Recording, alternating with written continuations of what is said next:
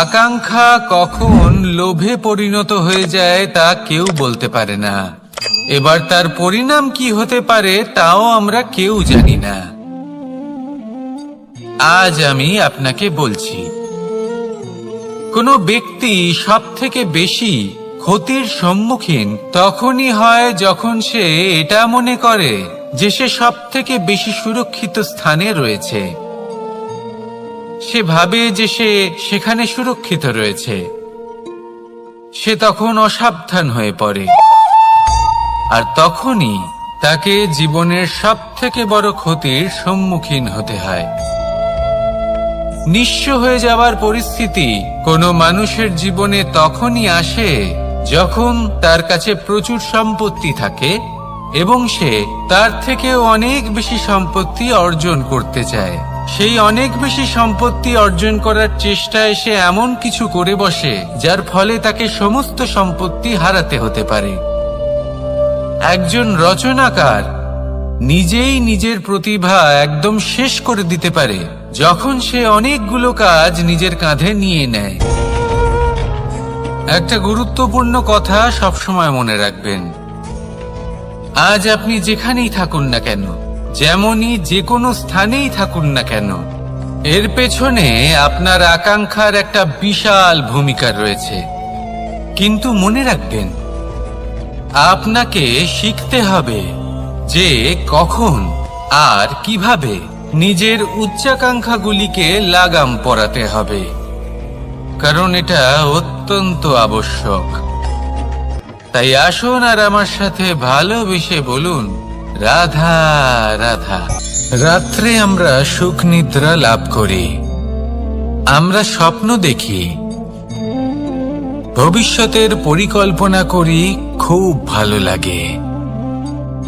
সকালে যখন চোখ খুলি নিদ্রা ভঙ্গ হয়, স্বপ্ন সেইখানেই ভেঙে যায়, আর তারপর আমরা আমাদের রোজকার জীবন যাপন করি। স্বপ্ন হয়তো মানুষ রাতের বেলায় দেখেন, কিন্তু সেটাকে সার্থক দিনের বেলাতেই করতে হয়।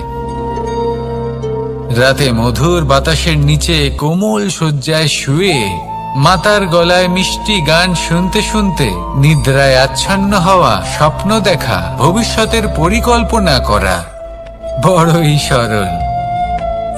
কিন্তু সকালবেলায় সময় মতো উঠে সূর্যের তাপ সহ্য করে, সেই উষ্ণতা সহ্য করে সর্বাঙ্গ ঘেমে গিয়ে নিজের পথ খুঁজে বের করা, সেই পথে অগ্রসর হওয়া, বাধা বিপত্তি এসবের সম্মুখীন হওয়া, আর তারপর লক্ষ্য লাভ করা, এগুলো কঠিন কাজ। এ হলো অত্যন্ত কঠিন কাজ। যদি আপনি চান যে স্বপ্ন আপনি দেখেছেন তা সত্যি হোক, তাহলে দিনের বেলায় আপনাকে বেরিয়ে কর্ম করতেই হবে, পরিশ্রম করতেই হবে। মনের এই চক্ষু দিয়ে স্বপ্ন দেখা সম্ভব, কিন্তু যদি আপনি বুঝতে পারেন যে এই স্বপ্নই হলো আপনার লক্ষ্য, তাহলে তাকে সার্থক করতে শুধুমাত্র পরিশ্রম দ্বারাই করতে হবে। তাহলে পরিশ্রম করুন আর আমার সাথে ভালোবেসে বলুন, রাধা রাধা। মানুষের জীবনে তিনটি গুণ অত্যন্ত প্রয়োজনীয়: শ্রদ্ধা, বিনম্রতা, যোগ্যতা। যদি জ্ঞান লাভ করতে চান তাহলে শ্রদ্ধার প্রয়োজন, যদি মান লাভ করতে চান তাহলে স্বভাবে বিনম্র হওয়া প্রয়োজন, আর যদি মনোবাঞ্ছিত স্থান লাভ করতে চান তাহলে যোগ্যতার প্রয়োজন। বিষয়টা সহজ। শ্রদ্ধা আপনাকে জ্ঞান দেবে, নম্রতা আপনাকে মান, আর যোগ্যতা উচিত স্থান দেবে। কিন্তু যদি আপনি এই তিনটি গুণ সম্মিলিত করেন, তাহলে এমন কিছু লাভ করবেন যা এই সব কিছুর থেকে অনেক ঊর্ধ্বে: সম্মান। আর এ হলো সেই সম্মান যা প্রত্যেক মানুষের নিজের জীবনে লাভ করতে চেষ্টা করা উচিত, কারণ এই হলো সেই সম্মান যার কারণে আপনি চলে যাওয়ার পরেও এই সংসার আপনাকে ভালোবাসবে আর মনে রাখবে। আসুন আমার সাথে ভালোবেসে বলুন, রাধা রাধা। অনেক সময় আমরা জীবনে অনেক মানুষকে এমন বলতে শুনে থাকি যে আমি অসফল হয়েছি কারণ আমার সময় ভালো যাচ্ছিল না। আমি এই জিনিসটা লাভ করতে চাইছিলাম কিন্তু করতে পারলাম না কারণ আমার সময়টা ভালো যাচ্ছিল না। আমি আমার জীবনে ওই মহান কাজটা করতে চাইছিলাম কিন্তু করতে পারলাম না। কেন? কারণ আমার সময়টা ভালো যাচ্ছিল না। কিন্তু যে মুহূর্তে ভালো সময় আমার জীবনে আসবে আমি সব কিছু প্রাপ্ত করব। এমন প্রায় প্রত্যেকেই বলেন। আসুন একটা কথা বোঝা যাক। একজন মালিকে দেখুন, সে প্রত্যেক দিন গাছের সেবা করে, তাকে জল দেয়, তার যত্ন আত্তি করে। কেন? প্রত্যেক দিন সেই গাছ ফল দেয় না। সঠিক সময় এলে তবেই সেই গাছ ফল দেয়, কিন্তু প্রত্যেক দিন মালি তার সেবা করে, তাকে যত্ন করে। শুধুমাত্র তখন করে না যখন সেই গাছ ফল দিতে সক্ষম। আর যদি মালি গাছের যত্ন প্রতিদিন না করে তাহলে হয়তো সেই গাছ ফল দিতেই পারবে না। এটাই হলো আমাদের জন্য একটা শিক্ষা। যখন সময় আমাদের জন্য অপেক্ষা করে না তখন আপনি সময়ের জন্য কেন অপেক্ষা করছেন? ভালো সময়ের জন্য অপেক্ষা করবেন না। ভালো এবং শুভ কর্ম দ্বারা ভালো সময়কে নিজের কাছে টেনে আনুন। নিরন্তর কর্ম করুন, পরিশ্রম করতে থাকুন। শুভ সময় আপনা থেকেই আপনার কাছে আসবে। আসুন আমার সাথে ভালোবেসে বলুন, রাধা রাধা। মানুষের এই সংসারে জীবনযাপন করার জন্য কিছু জিনিসের প্রয়োজন পড়ে। এমন কিছু আবেগ, এমন কিছু বস্তু আছে যেগুলো তার প্রয়োজন হয়। কিন্তু সব থেকে বেশি যে জিনিসটা তার প্রয়োজন হয় সেটা হলো সম্মানের। আমাদের ভালো লাগে যখন কেউ আমাদের সম্মান করে। আমরা কাউকে সম্মান করলে তারও সেটা ভালো লাগে।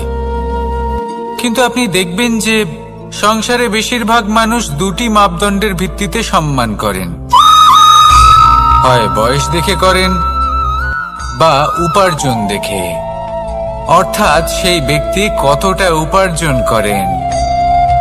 এবার ভেবে দেখুন, এটা আবশ্যক নয় কারোর বয়স যদি বেশি হয় তার বুদ্ধিও ততটাই বেশি হবে।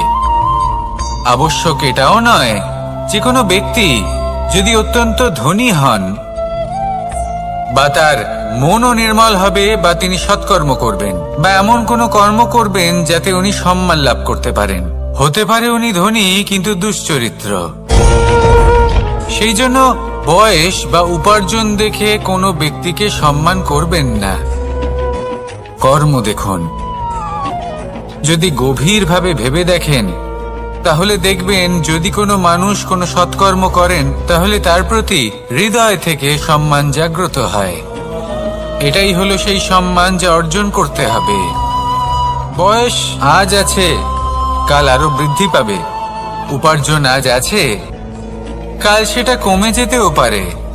কিন্তু যদি আপনি নিরন্তর শুভকর্ম করতে থাকেন তাহলে আপনি মৃত্যুর পরেও অমর হয়ে থাকবেন।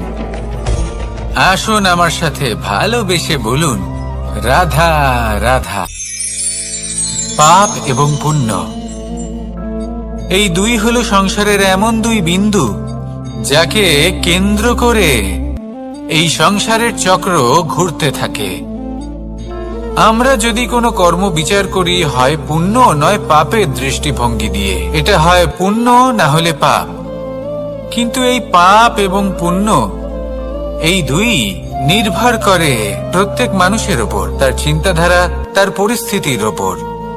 ধরুন এমন একজন মানুষ যিনি অনেক দিন ধরে বনে পথ হারিয়েছেন, অনেক দিন হয়তো উনি কোনো খাবার খাননি। এবার এমন পরিস্থিতি চলে এসছে যে এবার যদি উনি খাবার না খান তাহলে হয়তো জীবিতই থাকবেন না।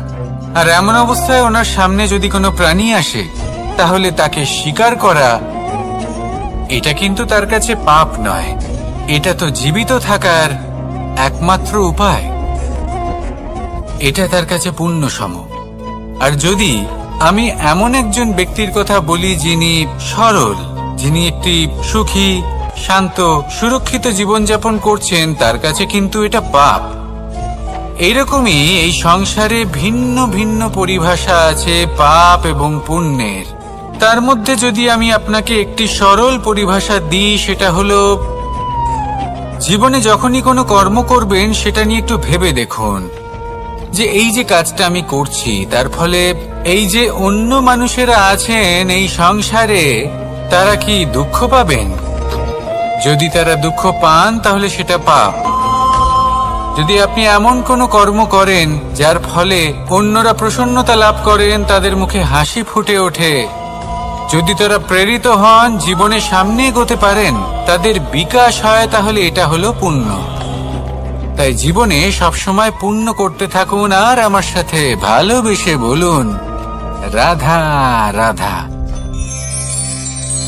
বনস্পতি ফলনের জন্য আমাদের কিসের প্রয়োজন পড়ে? একটু ধরিত্রীর, একটু পরিশ্রমের, আর একটা বীজের। এবার যদি মানুষের কথা বলি, তাহলে এখানে ধরিত্রী হলো মানুষের এই জীবন, যেখানে মানুষ নিজের ইচ্ছের ফল ফুল ফলন করতে চায়। পরিশ্রম হলো আমাদের কর্ম, আর বীজ হলো আমাদের নির্বাচন। আমাদের বেছে নিতে হবে যে আমরা কি বপন করব, আম নাকি ফণি মনসা। এর মধ্যে আমরা কি পেতে চাই?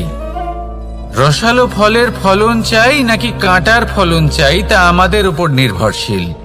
কিন্তু একটা কথা ঠিক, লক্ষ্য যেমনই হোক না কেন, জীবন যেমনই হোক না কেন, যদি আপনি লক্ষ্যের দিকে এগোতে থাকেন, তাহলে কর্মের সাথে খামখেয়ালি আচরণ করতে পারবেন না। যদি আপনি এমন করেন, তাহলে এটা আপনাকে একটা অনুচিত লক্ষ্যে পৌঁছে দেবে, সেটা কিন্তু নিশ্চিত। সবসময় এটা মনে রাখবেন, কর্মের সাথে খামখেয়ালি হবেন, অর্থাৎ কর্মফলও আপনার সাথে খামখেয়ালি হবে। তাহলে নিষ্ঠার সাথে কর্ম করতে থাকুন আর নিজের লক্ষ্যকে প্রাপ্ত করুন। আর আমার সাথে ভালোবেসে বলুন, রাধা রাধা। অগ্নি চতুর্থ তত্ত্ব, সব থেকে বেশি গুরুত্বপূর্ণ, কিন্তু তার থেকেও বেশি ভয়াবহ।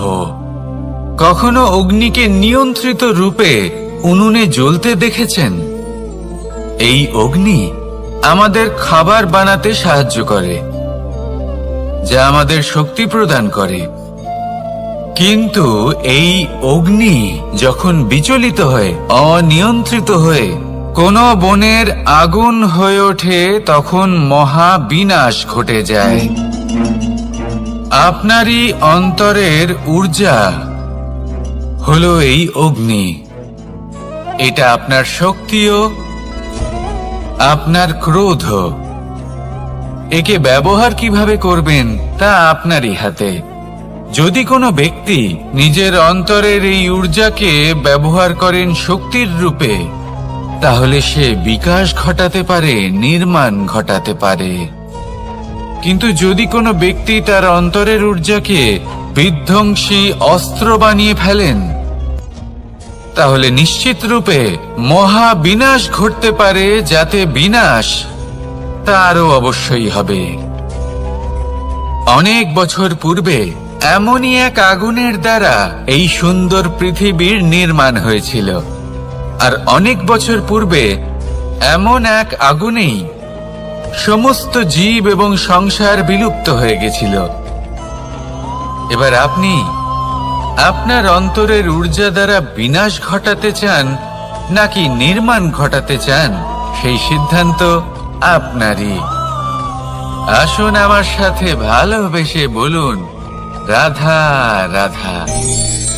কখনো কখনো এমন হয়, আমরা আমাদের বাড়ির উঠোনে বীজ বপন করি, আর তা বিকশিত হয় একটা সুন্দর বৃক্ষে। তার শাখাগুলি প্রতিবেশীর বাড়ি পর্যন্ত পৌঁছয়।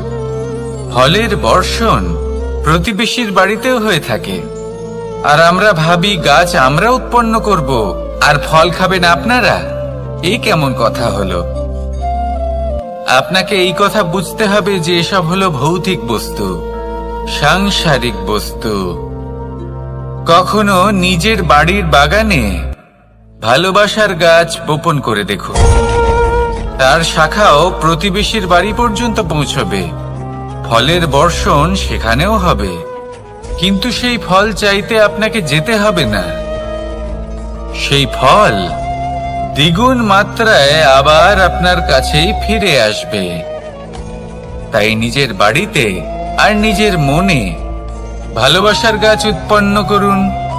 এই জীবন প্রসন্ন হয়ে বলবে, রাধা রাধা।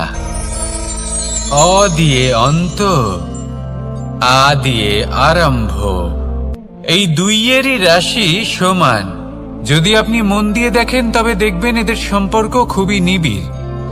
কিভাবে? যখন কোনো কিছু শুরু হয় এটা নিশ্চিত হয়ে যায় যে তা সমাপ্তও হবে। আরম্ভই যদি না হয় তা সমাপ্তও হবে না। যা আরম্ভ হয়েছে তার সমাপ্তি হলো অবশ্যম্ভাবী। এটাই হলো প্রকৃতির নিয়ম, একে এড়ানো যায় না। এবার এই কথা আমরা সকলে জানি। এবার মানুষ কি ভাবে যে সমাপ্তির পরে কি হতে পারে, এর উত্তর তাদের কাছে নেই। তাদের উচিত অন্য কোনো বিষয় ভাবা যা বেশি গুরুত্বপূর্ণ। এবার মানুষ এটা জানে না যে মৃত্যুর পরে কি হতে পারে, কিন্তু এই কথা অবশ্যই জানে যে জন্ম থেকে মৃত্যু পর্যন্ত এই সময়, যাকে আমরা জীবন বলে থাকি, এই সময় আমরা কর্ম করতে পারি। এই কথা তো আমরা জানি। তাহলে এমন কি কর্ম করা যেতে পারে যা আমাদের সমাপ্তির পরও আমাদের প্রাসঙ্গিক করে রাখতে পারে, এই বিষয়ে ভাবা উচিত। যে জন্মগ্রহণ করেছে তার মৃত্যু হবেই, এটা সাধারণ বিষয়। কিন্তু ইতিহাস আজও সেই সকল মানুষজনকে স্মরণ করেন যাদের এই সংসার তাদের মৃত্যু নয়, বরং তাদের জীবনকালে যে কর্ম তারা করেছেন তার দ্বারা মনে রাখেন।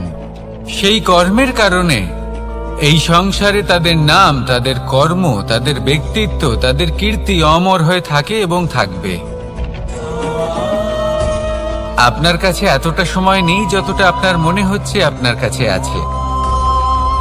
সেই জন্য যত শীঘ্র সম্ভব শ্রেষ্ঠ কর্ম করুন, যতটা পারবেন ততটা অধিক সুকর্ম করুন।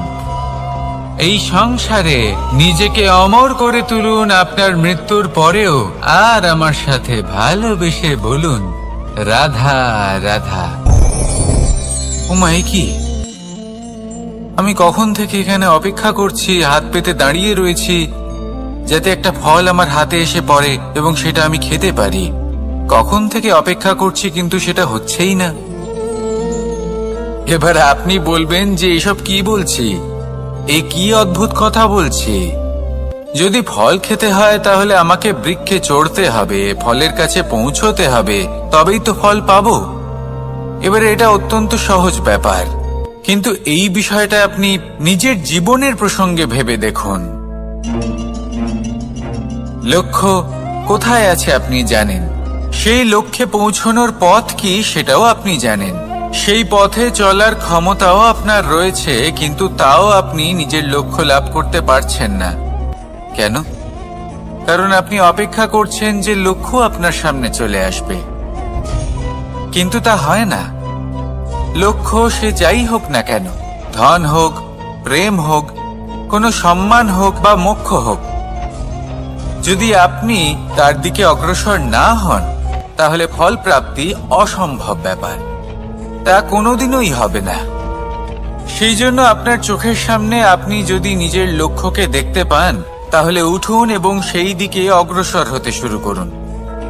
নিজের অন্তরের সকল অশুভ গুণ দূর করুন, অলসতা ত্যাগ করুন, অজ্ঞানতা ত্যাগ করে দিন এবং চলতে থাকুন।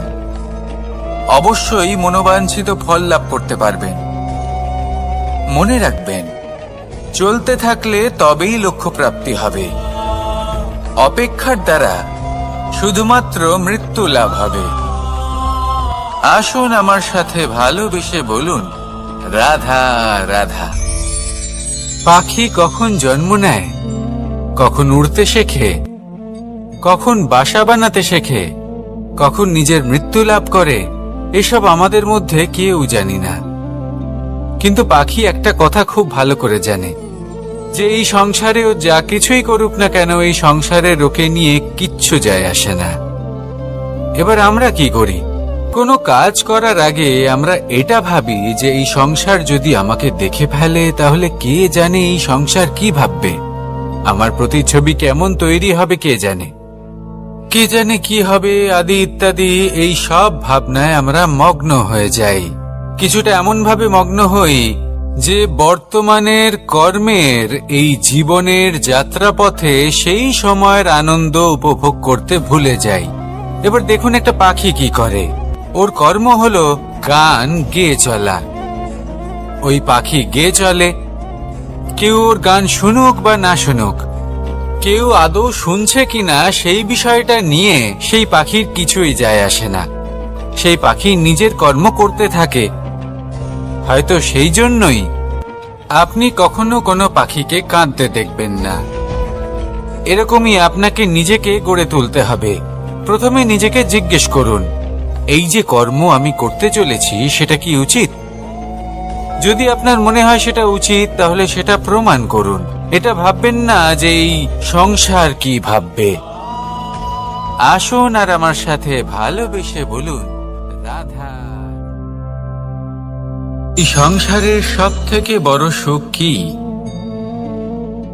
কেউ বলবেন নিজের লক্ষ্য প্রাপ্ত করা, কেউ বলবেন ধন উপার্জন করা, কেউ বলবেন নিদ্রাই সব থেকে বড় সুখ, কেউ বলবেন রাজ্য লাভ করা, আবার কেউ বলবেন মাতার হাত থেকে খাবার খাওয়া, আদি ইত্যাদি। কিন্তু যদি সত্যি কথা বলি, এই সংসারের সব থেকে বড় সুখ হল সেবা করা। কখনো কাউকে সেবা করে দেখুন। এই সেবা দ্বারা অন্য কোনো মানুষের আশীর্বাদ লাভ করাতেই সুখ রয়েছে।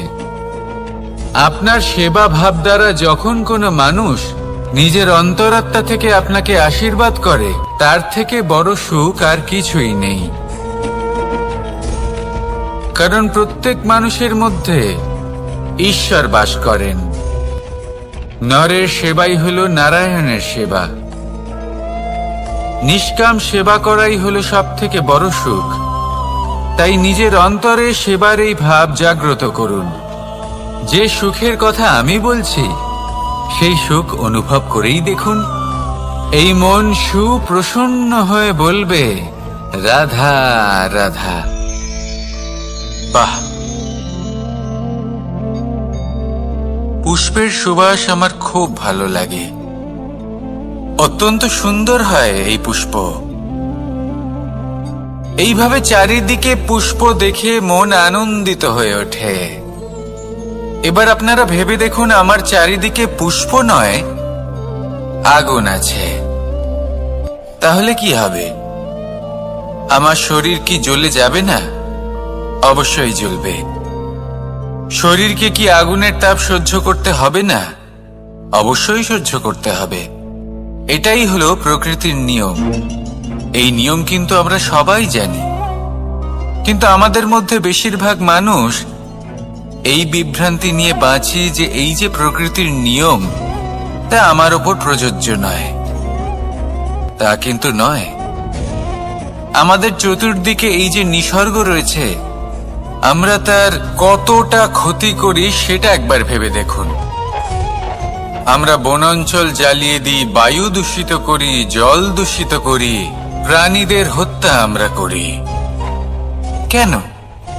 এই নিসর্গ আমরা নষ্ট করি, যদিও আমরা জানি যে আমরাও হলাম এই নিসর্গেরই অংশ। এবার দেখুন, শরীরের কোনো অংশে যদি আগুন ধরান, আস্তে আস্তে সমস্ত শরীরও জ্বলে যাবে। সেইভাবেই নিসর্গ যদি নষ্ট হয়ে যায়, তাহলে মনুষ্য জাতিও নষ্ট হয়ে যাবে।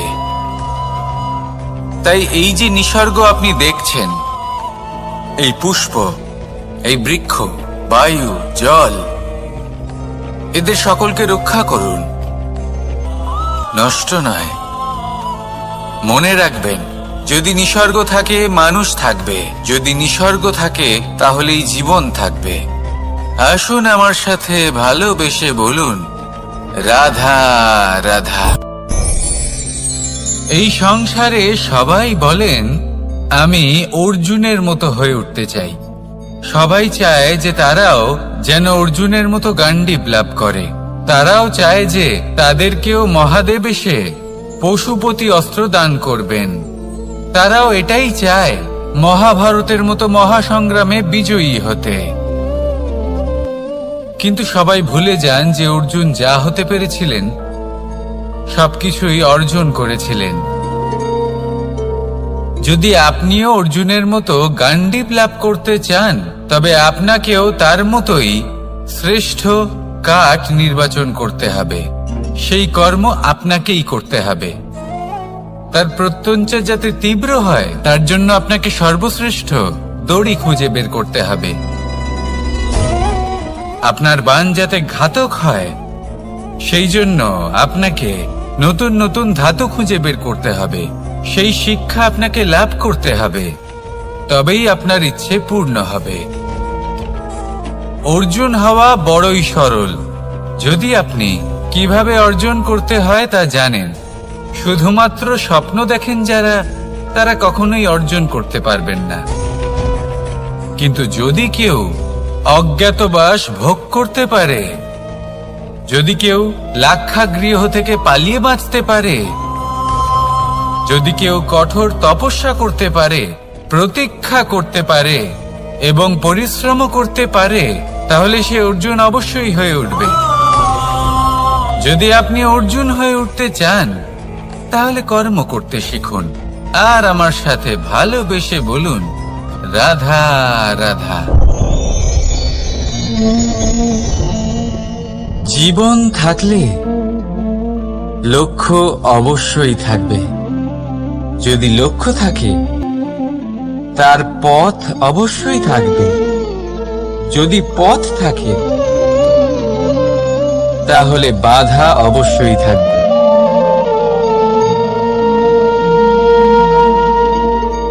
আর এর উপরেই নির্ভর করে যে আমরা জীবনে সফল হব না অসফল, পুরস্কারের ভাগীদার হব নাকি তিরস্কারের। মনে করুন আপনাকে একটা কাজ করতে হবে, আপনাকে পর্বত আরোহণ করতে হবে, আর সেই পথের ঢাল আপনাকে একাধিকবার ফেলে দেবে। পাথর আপনাকে একাধিকবার আহত করবে। এই অবস্থায় কি করবে? সাধারণ মানুষ বেছে নেয় প্রতিশোধ। সেই পর্বতকে নষ্ট করে দেওয়ার চিন্তা ভাবনা করে, তার ভিতকে নড়িয়ে দেওয়ার কথা ভাবে সেই মানুষ। কিন্তু পর্বতকে তো কেউ নষ্ট করতে পারে না। তাই অসফল হওয়ার সাথে সাথে কুখ্যাতিরও ভাগীদার হয়ে যায় সে। দ্বিতীয় পথ হল পরিবর্তন। যদি আপনি সেই পর্বত ভাঙার পরিবর্তে তাতে সোপান তৈরি করেন, তাহলে আপনিও সেই পর্বতে উঠতে পারবেন, অন্য কেউও তাতে উঠতে পারবে, আগামী প্রজন্মও তাতে উঠতে পারবে। আর সেই আগামী প্রজন্ম সর্বদা আপনার সুনাম করবে। তাই জীবনে প্রতিশোধ নয়, পরিবর্তন বাছুন। বদলা নয়, বদল বেছে নিন। আপনার বাধা আপনার বন্ধু হয়ে যাবে। রাধা রাধা। সমস্ত মানুষের জীবন কিছুটা সমান হয়। মানুষ জন্মগ্রহণ করে, তারপর চলতে শেখে, জীবনে এগিয়ে চলে, বার্ধক্য লাভ করে, তারপর সমাপ্ত হয়ে যায়। কিন্তু সেই ব্যক্তিরা কারা যারা প্রকৃত অর্থে মনুষ্য জীবন যাপন করেন? এনারা হলেন সেই ব্যক্তি যারা পড়ে গেলেও আবার উঠে দাঁড়ানোর চেষ্টা করেন। নিজের ভেঙে পড়া অস্তিত্বকে আগলে নিয়ে আবার একটা আকার দেবার চেষ্টা করেন। ভগ্ন আশাকে আবার একটা নতুন দিশা দেন। অসফল হওয়ার পরেও থামেন না, আবার এগোতে থাকেন। অসফল হওয়ার পরে যদি আপনি থেমে যান তাহলে সাফল্য আপনার সামনে অপেক্ষা করে, কিন্তু আপনি তা দেখতে পান না। তাই জীবনের সংঘর্ষে অংশগ্রহণ করতে শিখুন। জীবনের সংঘর্ষ থেকে পালাবেন না। আসুন আমার সাথে ভালোবেসে বলুন, রাধা রাধা। একবার একটা শেয়াল বনে বিচরণ করছিল। ও একটা ছোট্ট শাবক দেখতে পেল। ও ভাবলো, আজ একেই আমি খাবার হিসেবে গ্রহণ করব। আশেপাশে দেখলো কেউ দেখছে না তো, কেউ ছিল না। আর সেই শাবকের ওপর আক্রমণ করলো, যা হলো একটা ঘোর অপরাধ। বনের নিয়ম অনুসারে আপনি কখনোই শাবকের ওপর আক্রমণ করতে পারেন না। তারপর এই খবরটা যখন রাজা সিংহ জানতে পারলেন, সভার আয়োজন করলেন। কিন্তু সেখানে শেয়াল বলল, আমি তো এরকম কিছু করিনি। কিন্তু যদি আপনি এরকম বলেন, কোনো প্রমাণ দিন, এর কোনো সাক্ষী আছে? তখন রাজা সিংহ পেঁচাকে ডেকে পাঠালেন, যে সেই মুহূর্তে বৃক্ষের শাখার ওপর বসেছিল। সে সব কিছু দেখেছিল। পেঁচা সব সত্যি কথা বলল, আর শেয়ালকে মৃত্যুদণ্ড দেয়া হলো। এবার এই কাহিনী আমি আপনাকে কেন শোনালাম? কারণ মানুষও কখনো কখনো এরকম কর্ম করেন যা শিয়াল করেছে। এটা ভাবেন কেউ দেখছে না যখন আমি অনুচিত কর্ম করতেই পারি। কিন্তু না, আপনি যাই করুন না কেন, কেউ না কেউ অবশ্যই তা দেখছে। কোনো ব্যক্তি না হলেও কোনো প্রাণী, না হলে কোনো যক্ষ বা দেব বা প্রেত। যদি এনারা কেউ না দেখেন, তাহলে ধরিত্রী মাতা দেখেন, যেখানে দাঁড়িয়ে আপনি সেই কর্ম করছেন, তাই না? তাই একটা কথা সবসময় মনে রাখবেন, কে দেখছেন কে দেখছেন না সেই বিষয়ে ভাবা ছেড়ে দিন। এটা খুব সহজ কথা। আপনি যদি উচিত কর্ম করেন, উচিত ফল পাবেন। যদি অনুচিত কর্ম করেন, তাহলে আপনি অনুচিত ফল অবশ্যই পাবেন। সেই জন্য উচিত পথে চলতে থাকুন, উচিত কর্ম করতে থাকুন, আর আমার সাথে ভালোবেসে বলুন, রাধা রাধা। আপনি কখনো কোনো বাজকে নিজের বাসা বানাতে দেখেছেন?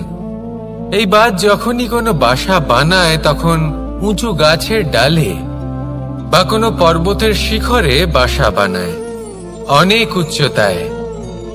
আর সেখানে তার সন্তানও জন্মগ্রহণ করে। যখন এই সন্তানেরা জন্মায়, তখন এই বাজ খুবই ভালোবেসে এবং খুব সাবধানে এদের পালন পোষণ করে। নিজের ঠোঁট দিয়ে তাদের ঠোঁটে খাবার পরিবেশন করে। কিন্তু যেই সেই সন্তানেরা হৃষ্টপুষ্ট হয়ে যায় এবং সেই কথা বাজ নিজে বুঝতে পেরে যায়, সেই বাজ নিজেই সেই বাসা ছিন্ন ভিন্ন করে দেয়। সেই সন্তান যাদের সবেমাত্র ডানা গজিয়েছে, কিভাবে উড়তে হয় তারা জানে না, সেই সন্তানগুলিকে উচ্চতা থেকে ঠেলে দেয়। সেই সন্তান প্রথমে ভয়ভীত হয়ে যায়। তারা সামনে মৃত্যুকে দেখতে পেয়ে ভয়ের কারণে তাদের ডানা ঝাপটাতে থাকে। আর সেই প্রক্রিয়াতেই সেই সন্তানগুলি উড়তে শুরু করে দেয়। এবার এই ঘটনায় আমরা কি শিক্ষা পেতে পারি? এটাই, যদি আপনি মাতা পিতা হন, তাহলে নিজের সন্তানকে অবশ্যই স্নেহ করুন, কিন্তু তাদেরকে নিজের আঁচলের তলায় বেঁধে রাখবেন না। যদি আপনি চান আপনার সন্তান জীবনে উন্নতি করুক, তাহলে নিজের মুঠো থেকে তাদের স্বতন্ত্র করে দিন। এই সংসারে সংঘর্ষ করতে দিন। সেই সন্তান নিজেই বুঝতে পারবে যে জন্মের সময় পাওয়া ডানা কি করে ব্যবহার করতে হয়। আর আপনার চোখের সামনে আপনার সন্তান এই আকাশে উড়তে থাকবে। তাহলে আসুন আমার সাথে ভালোবেসে বলুন, রাধা রাধা। সংসারে সবচেয়ে পবিত্র মানা হয় গঙ্গা জলকে। কখনো ভেবে দেখেছেন কেন? কারণ গঙ্গা জলের আবির্ভাব অত্যন্ত শুদ্ধ হয়, তার জন্ম শুদ্ধ হয়, যেখান থেকে তার শুরু সেটাই শুদ্ধ হয়। আর শুরুটা শুদ্ধ হওয়া অত্যন্ত আবশ্যক। আমাদের জীবনে সবই শুরু হয় আমাদের ভাবনা থেকে। নিজের ভাবনাকে শুদ্ধ রাখুন, কারণ এই ভাবনা থেকেই আবির্ভাব হয় শব্দের। আপনার শব্দ শুদ্ধ রাখুন, কারণ এই শব্দ দ্বারাই আপনার কাজ সম্পন্ন হয়। আপনার কাজ শুদ্ধ রাখুন, কারণ এই কাজ দ্বারাই তৈরি হবে আপনার স্বভাব। স্বভাব থেকেই তৈরি হয় আপনার অভ্যাস, আর অভ্যাস থেকে তৈরি হয় আপনার চরিত্র। আর এই চরিত্র সংসারের সমক্ষে এক আদর্শ হয়ে ওঠে। তাই ভাবনা থেকে আদর্শের এই যাত্রা শুভ তখনই হয়ে ওঠে যখন আপনার ভাবনা শুদ্ধ হয়। এই সংসারে, এই জীবনে নিজের ভাবনা শুভ রাখলে, শুদ্ধ করলে আপনার মন সুপ্রসন্ন হয়ে বলবে, রাধা রাধা। মানুষ জন্মগ্রহণ করে, তার সাথে ভয়েরও জন্ম হয়। ছোটবেলা থেকেই আমাদের মনে কোনো না কোনো প্রকারের ভয় থেকেই যায়। কেউ এই বিষয়ে ভয় পায় যে তার কোনো বস্তু তার থেকে দূরে চলে যাবে। কেউ এই বিষয়ে ভয় পায় যে আমি নিজেকে হারিয়ে ফেলব। কেউ এই ভেবে ভয় পায় যে আমার প্রিয়জনেরা তারা যেন আমার থেকে দূরে না চলে যায়। কেউ এই ভেবে ভয় পায় যে আমরা যেন পথ না হারিয়ে ফেলি, আদি ইত্যাদি। কিন্তু সত্যি কথা বলতে, ভেবে দেখুন এই ভয় বাস্তবে কি? শুধুই একটা মনস্থিতি, আর কিছুই নয়। যা কিছু আপনি জীবনে পেয়েছেন তা একদিন আপনাকে হারাতে হবে। এই জীবন হলো আপনারই, কিন্তু তাও একদিন সমাপ্ত হবে। তাই ভয় পেয়ে কি লাভ? এই ভয় শুধু আপনাকে জীবন যাপন করা থেকে বাধা দিচ্ছে, আর কিচ্ছু নয়। পথ হারিয়ে ফেললেই বুঝতে পারবেন যে নতুন পথ কিভাবে বানাতে হয়। কিছু মানুষকে জীবন থেকে হারালে তবেই আপনি বুঝবেন যে আপনার আপনজনকে। এই ভয়ের কারণে ভীত হয়ে থাকবেন না। এই তারা নক্ষত্র অন্ধকারের অভাবে গুরুত্ব হারায়। শিবকেও মহাদেব হবার জন্য বিষপান করতে হয়েছিল। প্রত্যেক পরিস্থিতি, প্রত্যেক সাফল্য আপনার পরীক্ষা নেবে। তাতে উত্তীর্ণ হওয়া হলো আপনার কর্ম। যখনই আপনি ভয় পাবেন বা সংকটের সম্মুখীন হবেন, তখন সাহসের সাথে তার সম্মুখীন হন। মনে রাখবেন, যে সম্মুখীন হতে জানে, সাফল্য তার সাথে সবসময় থাকে। আসুন আর আমার সাথে ভালোবেসে বলুন, রাধা রাধা। আমাদের হাতটা দেখুন। এই হাতে 5টা আঙুল আছে, যা ভিন্ন ভিন্ন ধরনের। একরকম কেন নয়? কারণ হলো প্রত্যেকের নিজের নিজের গুরুত্ব আছে, নিজের নিজের মাহাত্ম্য আছে। এরা ভিন্ন, তাই একত্রিত হয়ে মুষ্টিবদ্ধ করা সম্ভব, যার দ্বারা আমরা আত্মরক্ষাও করতে পারি, আবার আক্রমণও করতে পারি। যদি 5টি আঙুল সমান হতো, তাহলে মুষ্টিবদ্ধ হতে পারত না, নিজেদের মধ্যে বিভ্রান্তির সৃষ্টি করত। এবার এরকমই কিছু আমাদের সংসারেও হয়। আমাদের দেশ, যেখানে একটি ভূমির ওপর ভিন্ন ভিন্ন ধর্মের মানুষ বাস করেন, ভিন্ন ভিন্ন জাতি, ভিন্ন ধর্ম, ভিন্ন ভাষা। কিন্তু যদি আমরা এটা ভাবি যে কিভাবে এই দেশকে কল্যাণের পথে নিয়ে যাওয়া যায়, কিভাবে এর বিকাশ করা সম্ভব, তাহলে আমাদের একত্রিত হওয়া শিখতে হবে। যেইভাবে 5টা আঙুল একত্রিত হয়, মুষ্টিবদ্ধ হয়, সেইভাবেই আপনার যে ভাষাই হোক, যে ধর্মই হোক, যে জাতি হোক না কেন, ঠিক আছে, আবশ্যক হলো আপনার নিজের কর্মভূমির সাথে, আপনার ধরিত্রীর সাথে যুক্ত থাকা, সাথে থাকা। তবেই দেশের উন্নয়ন সম্ভব, তবেই এই দেশ স্বতন্ত্র থাকবে, সফল হবে, আর এই মন প্রসন্ন হয়ে বলবে রাধা রাধা। প্রতীক্ষা, প্রয়াস, এই দুই জীবনের অভিন্ন অঙ্গ। দেখতে গেলে আমরা জীবনে কারোর না কারোর প্রতীক্ষা অবশ্যই করি। সে কোনো ব্যক্তি হোক বা সময় হোক বা কোনো ভাবনা, সবকিছুই হতে পারে। আর দেখতে গেলে সব সময় কেউ না কেউ কিছু প্রয়াসও করে চলেছে। যেমন সাফল্য আসার প্রতীক্ষা, বিফলতা যাতে না আসে তার জন্য প্রয়াস, সুখ আসার প্রতীক্ষা, দুঃখ যাতে না আসে তার জন্য প্রয়াস। এবার প্রতীক্ষা আর প্রয়াসের মধ্যে এক ঘনিষ্ঠ সম্পর্ক রয়েছে, আর তা হলো যিনি প্রতীক্ষা করেন তিনি ঠিক তাই পান যা একজন প্রয়াস করা ব্যক্তি পেছনে ফেলে আসে। তাই প্রতীক্ষা নয়, প্রয়াস করুন। এই প্রয়াসের মধ্যেই সুখের চাবিকাঠি রয়েছে। রাধা রাধা।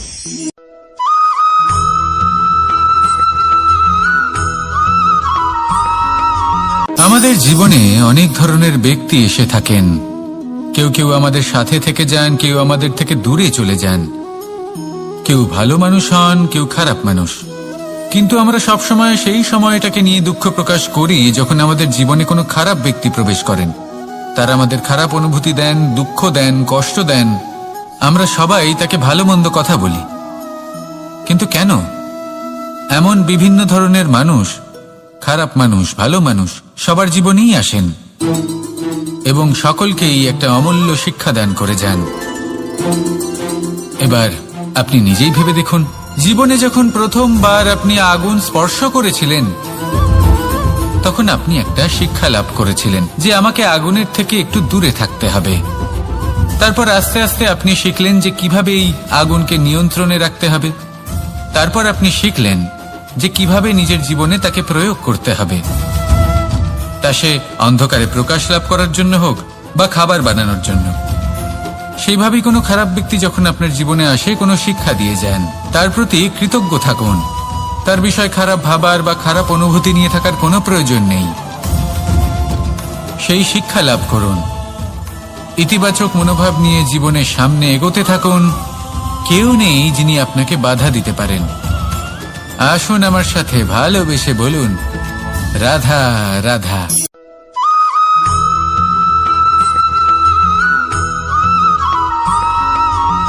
মানুষ কর্ম করেন।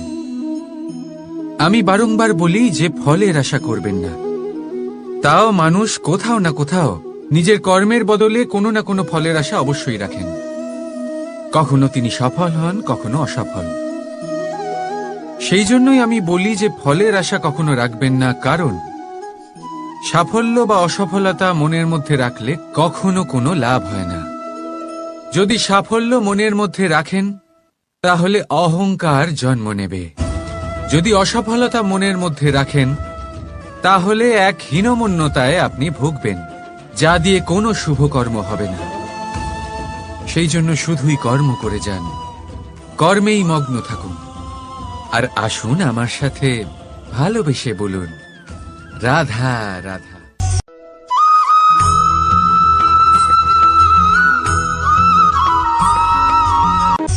বন্ধু আর শত্রু, প্রত্যেকের জীবনের একটা বড় অংশ এর উপরে নির্ভরশীল হয়ে থাকে। আপনার জীবনে সফলতা আর অসফলতাও এর উপরে নির্ভরশীল। কিন্তু এই বন্ধু এবং শত্রুদের খুঁজে পাওয়ার জন্য আপনাদের বাইরে যাওয়ার প্রয়োজন নেই, কারণ এরা স্বয়ং আপনার ভেতরেই আছে। আপনি যদি বিনম্র থাকেন, যদি আপনি নিরন্তর প্রয়াস করতে পারেন, তাহলে আপনার কোনো বন্ধুর প্রয়োজন নেই। যদি আপনার মধ্যে অহংকার থাকে, যদি প্রতি কথায় আপনার মধ্যে ক্রোধ উৎপন্ন হয়, তাহলে আপনার শত্রুর কোনো প্রয়োজনই নেই। নিজের অন্তরের এই বন্ধু ও শত্রুকে চিনুন। আর আমার সাথে ভালোবেসে বলুন, রাধা রাধা।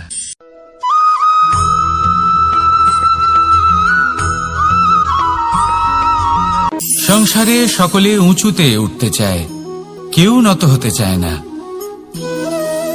সবাই এটা মনে করে যে নত হওয়ার অর্থ হলো তাদের আত্মসম্মান এবং অহংবোধের বিরুদ্ধাচরণ করা।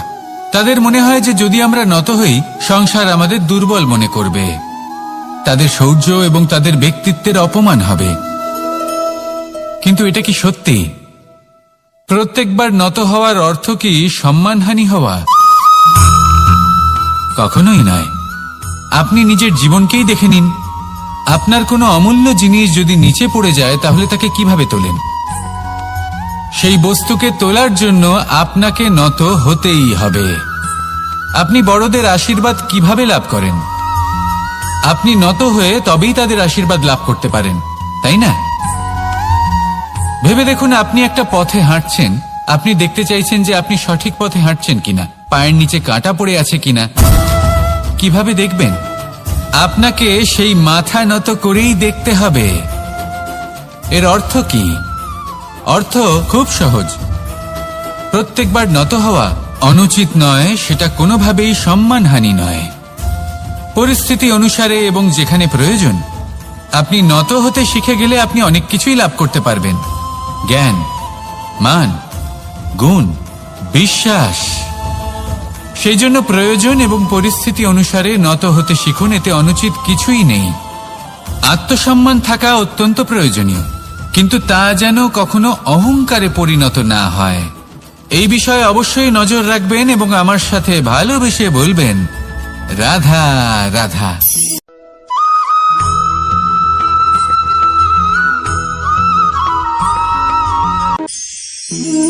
একে চিনতে পারলেন? একে কুঠার বলা হয়। আপনারা জীবনে কোথাও না কোথাও কোনো না কোনো রূপে এটা দেখেই থাকবেন। একটা ব্যাপার নিশ্চিত, এই কুঠার ছাড়া কোনো বৃক্ষকে কাটতে পারা সরল নয়। এবার আপনি কখনো এটা ভেবেছেন, এই কুঠার, এর এই অংশ, এর মুখটাই যদি না থাকে তাহলে কি হবে? এ শুধুমাত্র কোনো বৃক্ষই নয়, তার কোনো ডালও কাটতে সক্ষম হবে না। এবারে ভাবুন, এই শুকনো কাঠের হাতল এ আমরা কোত্থেকে পেলাম? কোনো এক বৃক্ষ থেকেই। সেই ডাল যাকে কেটে ফেলা হয়েছিল এক বৃক্ষকে কাটার জন্য, এই ডালই শস্ত্ররূপে প্রস্তুত। আমাদের জীবনে আমাদের প্রিয়জন, আমাদের আপনজন যখন সময় কখনো কখনো তাদের সঙ্গ না দেয়, যদি তারা দৈন্য দশায় থাকেন, তাহলে তাদের সঙ্গ কখনো ছাড়বেন না। ওনাদের প্রয়োজন শুধুমাত্র মনোবল। তা তাদের দিন। তাদের সাহায্য করা আপনার কর্তব্য। হয়তো তাদের সাথে থেকে আপনার কোনো লাভ হবে না, কিন্তু তাদের দূরে থাকাতে আপনার ক্ষতি অবশ্যই হতে পারে। সর্বদা সাহায্য করুন। সঠিক সময় আসলে তা আপনার সহায়ক অবশ্যই হবে। রাধা রাধা।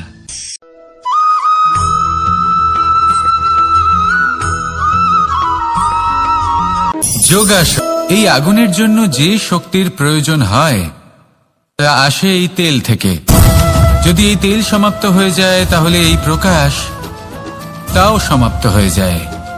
আর আমাদের জীবনে এই তেল হলো আমাদের কর্ম, আর এই আগুন আর এর দ্বারা উৎপন্ন হওয়া প্রকাশ আমাদের ভাগ্য। যত আমাদের কর্ম ক্ষীণ হতে থাকবে, আমাদের ভাগ্য সৌভাগ্য কোথাও না কোথাও লুপ্ত হয়ে যাবে। যে উজ্জ্বল ভবিষ্যৎ আমরা চাইছি তা কখনো লাভ করতে পারবো না যদি কর্ম না করি। ঠিক যেমন তেল ছাড়া অগ্নি উৎপন্ন হয় না, তেমনি কর্ম ছাড়া সৌভাগ্য হয় না। আর যেমন কর্ম তেমন ভাগ্য। তাই সবসময় কর্ম করতে থাকুন, কর্ম করা থামাবেন না। আর আমার সাথে ভালোবেসে বলুন, রাধা রাধা।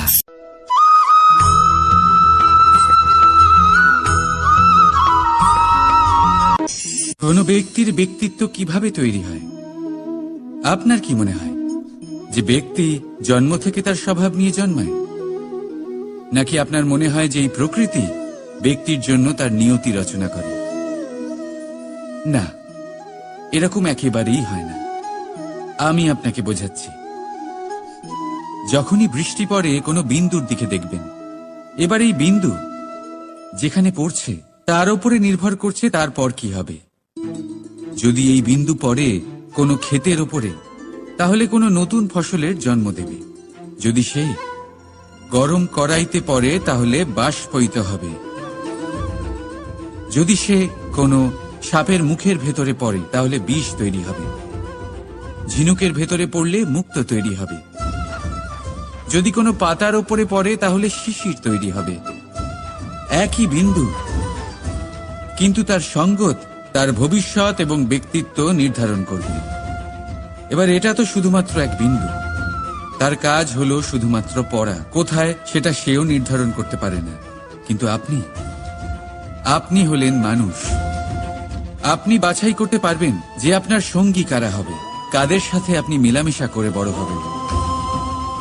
তাই তা ভালোভাবে করুন, কারণ এই নির্বাচন আপনার হাতে, কারণ এই জীবন আপনার, ভবিষ্যৎ আপনার। এবার আপনি মহান হতে চান কি না তার নির্ণয় আপনাকেই করতে হবে। আসুন আমার সাথে ভালোবেসে বলুন, রাধা রাধা।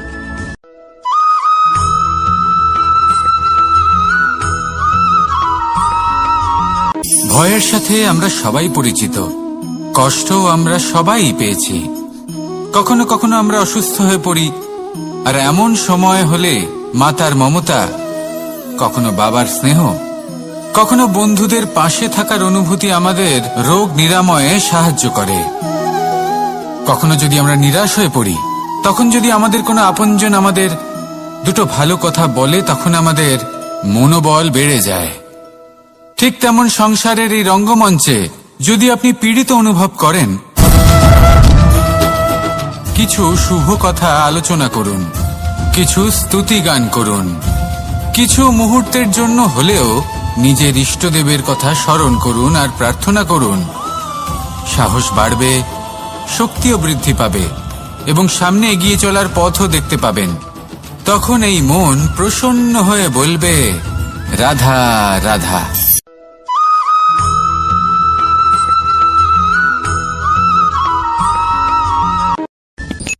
সূর্যের তাপ এতটাই প্রখর হয়, তা সমস্ত বনস্পতিকে শুষ্ক করে দেয়। পুকুর হোক, নদী হোক, সরোবর হোক, সমস্ত শুষ্ক হয়ে যায়। কিন্তু আপনি কখনো শুনেছেন সূর্যের তাপে সমুদ্র শুকিয়ে গেছে? এমন কখনোই হয় না। আর এর পেছনেই লুকিয়ে রয়েছে এক অমূল্য জীবনের শিক্ষা। সমুদ্রের মতো নিজেকে ধৈর্যশীল করে তুললে, নিজেকে সংযমী করে তুললে, সূর্যের তাপ আপনার কোনো ক্ষতি করতে পারবে না। আপনার অন্তর থেকে সেই তাপ বাষ্পায়িত হয়ে মেঘ তৈরি হয়ে সূর্যকে ঢেকে দেবে, আর তারপর হবে শুধু সাফল্যের বৃষ্টি।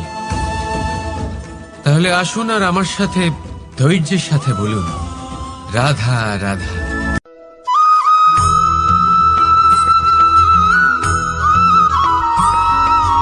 মানুষের জীবনে দুই ধরনের আবেগ থাকে যা চিরকাল তার সাথে বসবাস করে। প্রথম, স্বপ্ন। দ্বিতীয়, অজুহাত। মানুষ হাজার হাজার স্বপ্ন দেখতে পারে। আমাকে এই কাজ করতে হবে, আমাকে ওখানে ঘুরতে যেতে হবে, আমায় জীবনে এই অসম্ভব কাজ বাস্তবায়িত করে দেখাতে হবে, আদি ইত্যাদি। এবার ঠিক যেমন স্বপ্ন দেখেন, সেইভাবে অজুহাতও খুঁজে নিয়ে আসেন। আমি এই স্বপ্ন পূরণ করতে পারলাম না, কারণ আমাকে কেউ সাহায্যই করল না, কারণ আমি দুর্বল হয়ে পড়েছিলাম, কারণ আমার কাছে সময়ই ছিল না, আদি ইত্যাদি। এবার সাফল্য এবং অসফলতার মাঝখানে এই ধরনের সংঘর্ষ হতে থাকে। সাফল্য তখন লাভ করা সম্ভব যখন আপনার স্বপ্ন আপনার অজুহাতের থেকে অনেক বড় হয়, আর অসফলতা তখন পাবেন যখন আপনার অজুহাত আপনার স্বপ্নের থেকে অনেক বড় হয়। আপনি যদি সাফল্য লাভ করতে চান, তাহলে চেষ্টা করতে থাকুন, পরিশ্রম করুন। যদি অসফল হন, তাহলে ভয়ভীত হওয়ার কোনো প্রয়োজন নেই। নিজের ভুল বুঝুন, তাকে শুধরে নিন, আবার চেষ্টা করুন। কিন্তু যদি নিজের জীবনে অজুহাত নিয়ে আসেন, তখন স্বপ্ন কখনো পূরণ হবে না। আসুন আমার সাথে ভালোবেসে বলুন, রাধা রাধা।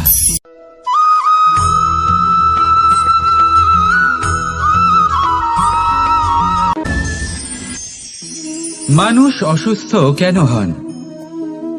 শারীরিক দুর্বলতার কারণে? না, মানুষ অসুস্থ হন তার মানসিকতার কারণে, তার বিবেকের কারণে, তার কর্মের কারণে, তার ক্রোধের কারণে। আর যখন কেউ সুস্থ হন, ঠিক হয়ে যান, তার মানে এটা নয় যে শুধু ওষুধের জন্য তিনি সুস্থ হয়েছেন। না, এটা কারোর তার প্রতি প্রেমের প্রভাব, বিশ্বাসের প্রভাব, সম্বলের প্রভাব। শুধুমাত্র ওষুধ দিয়ে কিছুই হয় না। যদি মনে প্রেম থাকে, বিবেক থাকে, বিশ্বাস থাকে, সম্বল থাকে, তবেই সেই ওষুধ কাজ করতে পারে। তাই মনে রাখবেন, এই জীবন হলো অত্যন্ত ছোট। মনে প্রেম ভাব রাখুন, মিত্রতা করুন, শত্রুতা নয়। ভালোবাসুন, বিদ্বেষ নয়। আর এই ভালোবাসার সাথেই বলুন, রাধা রাধা।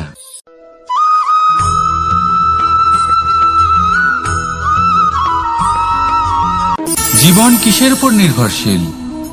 ধনের ওপর, বৈভবের ওপর, নিঃশ্বাসের ওপর?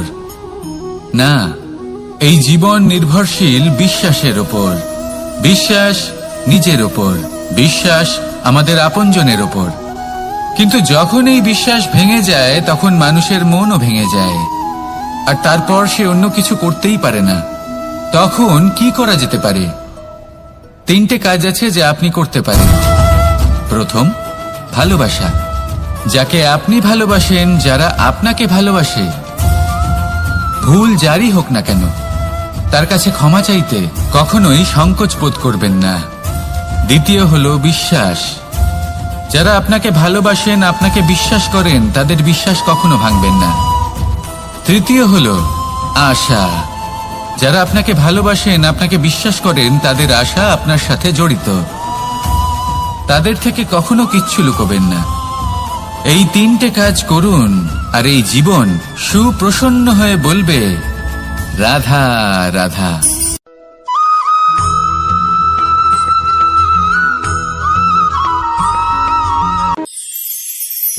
মানুষ জীবনে সব সময় চিন্তা করে, ভাবতে থাকে যে তার জীবনে কতই না সমস্যা। তারপরে নিজের আশেপাশে দেখে আর ভাবে যে সবাই কত প্রসন্ন, শুধু আমার জীবনেই সমস্যা আছে। কিন্তু বিষয়টা তা নয়। শুধু প্রত্যেক ব্যক্তিরই নয়, প্রত্যেক প্রাণীরও জীবনে সমস্যা আছে। এবার মানুষ একটা পাখিকে দেখে এটাই ভাবে যে এদের জীবন কতটা সহজ। কোনো দেশেরই সীমারেখা এদের ওপর লাগু হয় না। কোথায় থাকবে সেই নিয়েও কোনো ভাবনা নেই। কত শান্তির জীবন এদের। তারপর সে একটা পিঁপড়েকে দেখে আর এটা ভাবে, কি অসাধারণ, এদের তো সারা জীবনই মাটির উপরেই অতিবাহিত হয়, খাবারটাও মাটিতেই পেয়ে যায়। কি শান্তির জীবন এদের। কিন্তু যখন কোনো ঝড় আসে, তখন সবার আগে সেই পাখির বাসাটাই ঝড়ে ভেঙে যায়। এই পাখি যে শাখাতেই গিয়ে বসে পড়ুক, তাদের উপর সবসময় সংকট থাকে যে ওপর থেকে কোনো বড় পাখি এসে তাদের উপর প্রহার না করে, তারা নিজেদের প্রাণ না হারায়। আর যদি কথা বলি পিঁপড়েকে নিয়ে, এদের উপর সবসময় সংকট থাকে যে কোনোভাবে বাতাস বা জল এদের ভাসিয়ে না নিয়ে যায়, কোনো প্রাণী ওকে পা দিয়ে পিষে না দেয়, এই পিঁপড়ে পিষ্ট হয়ে না মারা যায়। দেখুন, সমস্যা প্রত্যেকের জীবনে রয়েছে, আর এই সমস্যা আসতেই থাকবে। এর অর্থ এটা নয় যে এই সমস্যার সম্মুখীনই হওয়া যায় না, এর সমাধানও সম্ভব নয়। প্রত্যেক সমস্যার সমাধান অবশ্যই আছে, শুধু শান্ত মনে সেটা খুঁজে বের করতে হবে। তাহলে সেটাই করুন। প্রত্যেক সমস্যার সমাধান করতে থাকুন। যত সমাধান করবেন, জীবন আনন্দময় হয়ে উঠবে। যদি সমাধান না করেন, তাহলে আজীবন দুঃখই পেতে থাকবেন। আসুন আমার সাথে ভালোবেসে বলুন, রাধা রাধা।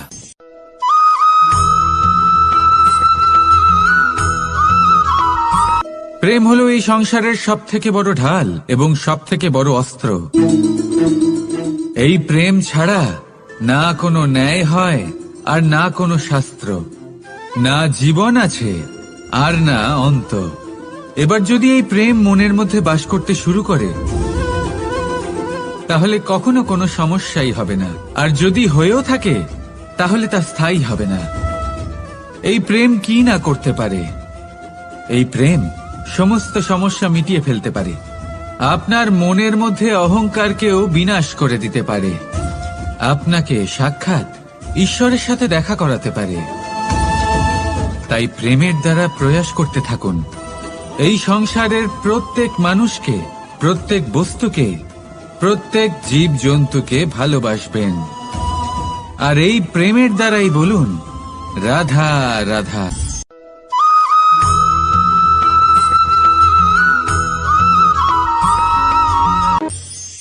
মানুষ এক অত্যন্ত বিচিত্র প্রাণী। পরিকল্পনা করে, ষড়যন্ত্র করে, প্রচেষ্টা করে, কাউকে পরাজিত করার চেষ্টাও করে। সাপকে একটা দড়ি মনে করে হাতে চেপে ধরার চেষ্টা করে, কিন্তু একটা কথা বুঝতেই পারে না, সময়ের এই সাপ, এটা হাতে চেপে ধরাই যায় না। আর আপনি যা করবেন তা আবার ফিরে আসবে আপনারই সামনে। দেখুন, এতে কিছুই যায় আসে না যে আপনি কুম্ভকারের পুত্র নাকি কৃষ্ণের পুত্র। যদি আপনি অনুচিত কর্ম করেন, তাহলে আপনার সাথেও অনুচিতই হবে। অশুভ কর্ম করলে আপনার সাথেও অশুভই হবে। কুরু বংশ অত্যন্ত মহান বংশ ছিল। এই কুরু বংশ কি হলো তার সাথে? একটা গোটা বংশ বয়ে গেল। কারণ ওনাদের উদ্দেশ্য অশুভ ছিল। অন্যদিকে 5 জন বনবাসী পাণ্ডব মহাভারত বিজয়ী হলেন, কারণ তাদের উদ্দেশ্য শুভ ছিল। তাই মনে রাখবেন, শুভ অগ্নি প্রজ্বলিত করবেন, শুভ তাপ সঞ্চার হবে। অশুভ অগ্নি প্রজ্বলিত করবেন, নরকেই জ্বলতে হবে। তাহলে আসুন আর আমার সাথে ভালোবেসে বলুন, রাধা রাধা।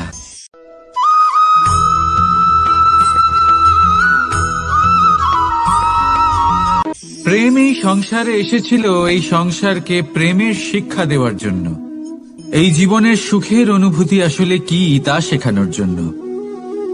কিন্তু যদি সত্যি কথা বলি, তো আমি নিজেই প্রতিদিন প্রেমের নতুন নতুন স্বরূপ দেখতে পাই। প্রেমের একটা নতুন অনুভূতি প্রত্যেক নতুন দিনে। আর তার কারণ হলো এই প্রেম অনন্ত। এ হলো দৈব। প্রেম হলো এই সংসারের সবথেকে বড় ঢাল এবং সবথেকে বড় অস্ত্র। এই প্রেম ছাড়া না কোনো ন্যায় হয় আর না কোনো শাস্ত্র, না জীবন আছে আর না অন্ত। এবার যদি এই প্রেম মনের মধ্যে বাস করতে শুরু করে, তাহলে কখনো কোনো সমস্যাই হবে না। আর যদি হয়েও থাকে, তাহলে তা স্থায়ী হবে না। এই প্রেম কি না করতে পারে? এই প্রেম সমস্ত সমস্যা মিটিয়ে ফেলতে পারে। আপনার মনের মধ্যে অহংকারকেও বিনাশ করে দিতে পারে। আপনাকে সাক্ষাৎ ঈশ্বরের সাথে দেখা করাতে পারে। তাই প্রেমের দ্বারা প্রয়াস করতে থাকুন। এই সংসারের প্রত্যেক মানুষকে, প্রত্যেক বস্তুকে, প্রত্যেক জীব জন্তুকে ভালোবাসবেন। আর এই প্রেমের দ্বারাই বলুন, রাধা রাধা।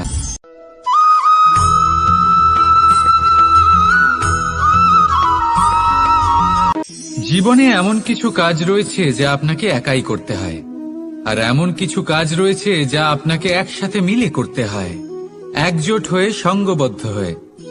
এবার সঙ্গবদ্ধ বলতে কি বোঝাতে চাইছি? আমি তাদের কথা বলছি না যারা বাস্তবিকভাবে একে অপরের সাথে কাজ করেন। আমি তাদের কথা বলছি যারা একে অপরের থেকে দূরে থেকেও একে অপরকে বিশ্বাস করেন। আমি আগেও বলেছিলাম, সমস্ত বিশ্বের আশা বিশ্বাসেই বসবাস করে, তাই না? তাই যেখানে সমস্ত বিশ্ব আছে, সমস্ত সংসার আছে, সেইখানেই বিশ্বাস রয়েছে। তাই আপনার আশেপাশে এমন দল সঙ্গবদ্ধ করুন যাদের আপনার উপর বিশ্বাস আছে আর যাদেরকে আপনি বিশ্বাস করতে পারেন। তাহলে আসুন আর আমার সাথে ভালোবেসে বলুন, রাধা রাধা।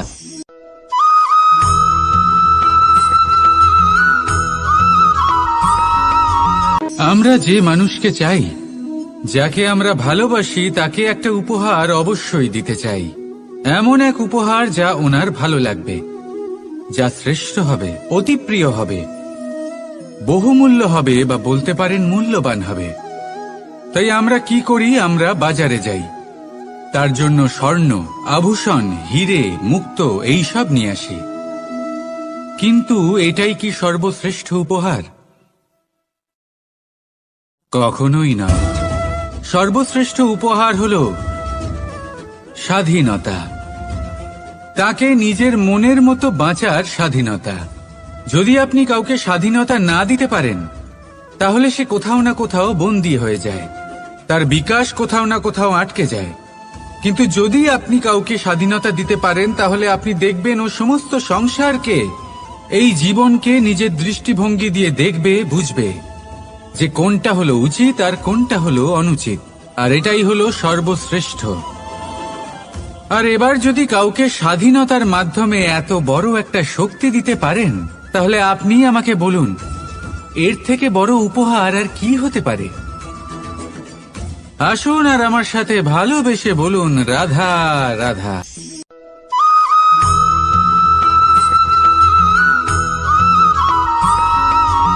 পিতা আর পুত্রের সম্পর্ক অত্যন্ত মধুর হয়ে থাকে।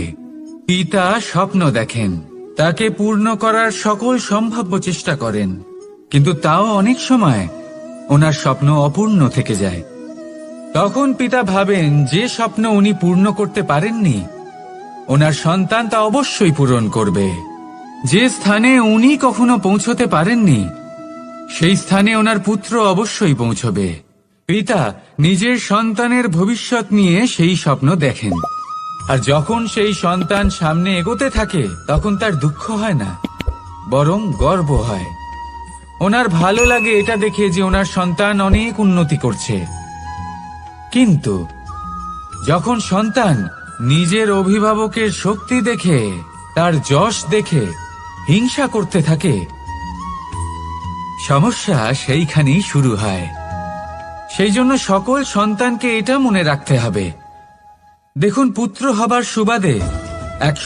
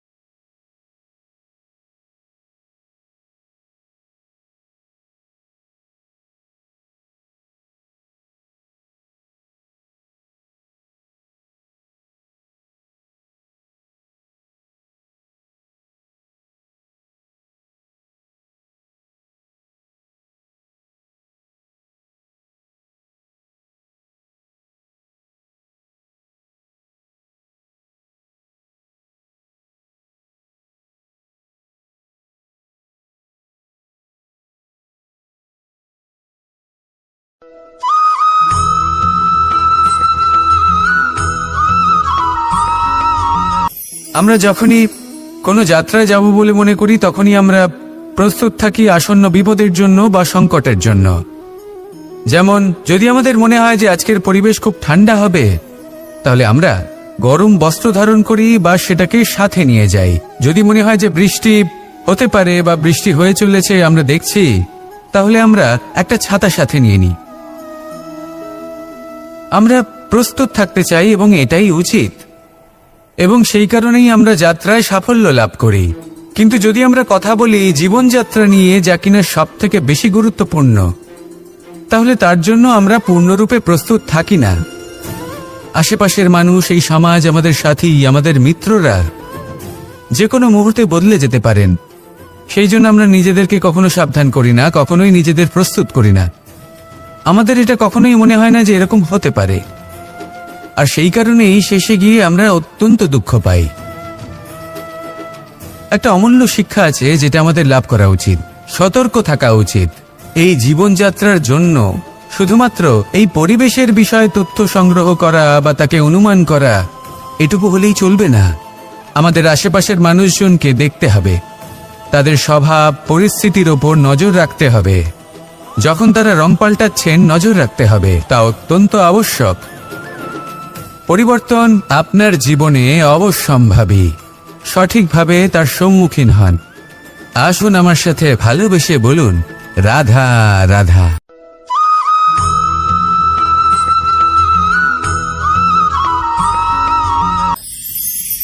ঈশ্বর আসলে কে? সংসারের বেশিরভাগ মানুষের কাছে ঈশ্বর হলেন এই সংসারের রচয়িতা, পালনকর্তা। কারোর কাছে উনি জ্ঞাতা, কারোর কাছে উনি হলেন আস্থার প্রতীক, আবার কারোর জন্য শুধুমাত্র অন্ধবিশ্বাস। কিন্তু এই ঈশ্বর কি কোনো শরীর, নাকি একটা বোধ, নাকি শুধুই শ্রদ্ধা? ঈশ্বর হলেন তিনি যিনি হলেন আপনার ইষ্ট। সেই জন্যই তো গুরু, মাতা, পিতা এনাদেরও ঈশ্বরই বলা হয়েছে। যাদেরকে আমরা ঈশ্বর বলে মনে করি, যারা আমাদের ইষ্ট, তারা আমাদের একটি পথ দেখান, একটি দিকে চালিত করেন। সেই পথে চলে আপনি শুভ কর্ম করতে পারেন। আর যখন কোনো ব্যক্তি তার ঈশ্বরের আদেশ পালন করেন, তখন সে নিজে থেকেই শুভ পথে অগ্রসর হয়ে যান। বেশ কয়েকজন মানুষ ঈশ্বরের ওপর আস্থা রাখেন এবং ভাবেন যে অনুচিত কোনো কাজ করা উচিত নয়, ঈশ্বর দেখছেন। ওনারা ভয় পান যে কোনো অনুচিত কর্ম করলে কে জানে তার পরিণাম কি হবে। এমন অনেক ব্যক্তি রয়েছেন যারা ঈশ্বরকে বিশ্বাস করেন এবং জানেন যে ঈশ্বর তাদেরকে দেখছেন, তাই যে যে শুভকর্ম ওনারা করেছেন তার ফল তারা অবশ্যই পাবেন। এবার আপনি ভয় পেয়ে ঈশ্বরকে বিশ্বাস করবেন, নাকি বিশ্বাসের দ্বারা ঈশ্বরকে বিশ্বাস করবেন, সেই সিদ্ধান্ত আপনারই। কিন্তু হ্যাঁ, যদি আপনার মনে ঈশ্বরের জন্য কোনো স্থান থাকে, যদি আপনার কোনো ইষ্ট থাকেন, যদি আপনি কাউকে ঈশ্বর মনে করেন, যার প্রত্যেক আদেশ আপনি পালন করে থাকেন, তাহলে বলি ঈশ্বর কখনো আপনাকে অনুচিত পথে চালিত করবেন না। আসুন আমার সাথে ভালোবেসে বলুন, রাধা রাধা।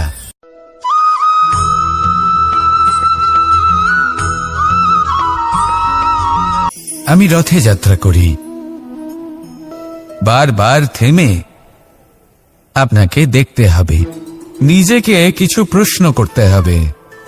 আমি কি আজ সেই কর্মই করছি যেটা আমি করতে চেয়েছিলাম? আমি কি আজ সেই জীবন যাপন করছি যেমন আমি যাপন করতে চেয়েছিলাম? যদি এই প্রশ্নগুলোর উত্তর হ্যাঁ হয়, তাহলে এগোতে থাকুন, নয়তো থেমে যান এবং বিচরণ করুন। মনে রাখবেন, এই সংসার অত্যন্ত জটিল, আর এতে হারিয়ে যাওয়া অত্যন্ত সরল। সেই জন্য নিজে থেকে বারবার থামা এবং জীবন চিন্তন করা অত্যন্ত আবশ্যক। তাহলে সেটাই করুন, আর আমার সাথে ভালোবেসে বলুন, রাধা রাধা।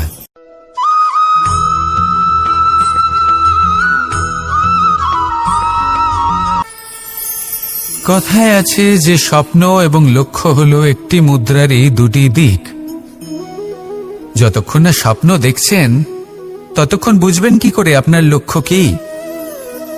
স্বপ্ন দেখে যদি নিজের লক্ষ্য বুঝতে পারেন, সেটা পেতে চান, তবেই সেটা লাভ করতে পারবেন।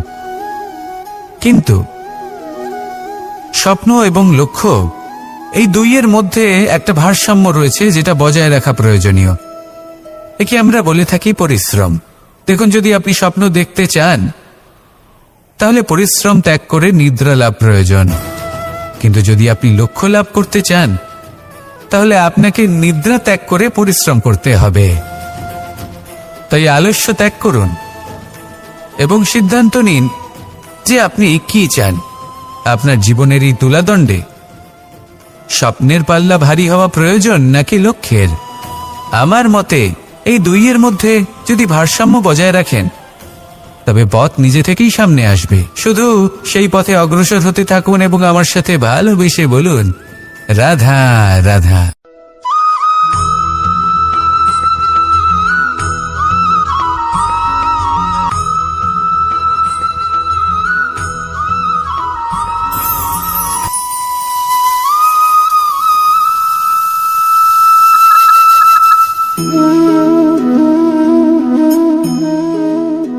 মোহনের বাঁশির এই সুর, এই সঙ্গীত কার না পছন্দ হয়? সবারই খুব ভালো লাগে।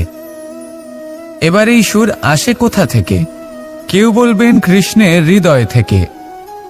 সত্য কথা, এই সুর হৃদয় থেকে নির্গত হয় এবং প্রকট হয় এই বাঁশি থেকে। এই বাঁশিটাকে দেখুন, এই ছিদ্রগুলি দেখুন, প্রত্যেকটা সুর থেকে নিজস্ব একটা স্বর নির্গত হয়।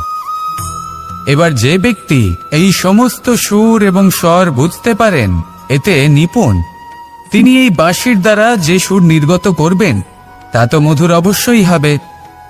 এবার জীবনের সাথেও কিছুটা এরকমই ঘটে। জীবনের কিছু নীতি থাকে, অর্থ, কুটুম্ব এবং আধ্যাত্মিক।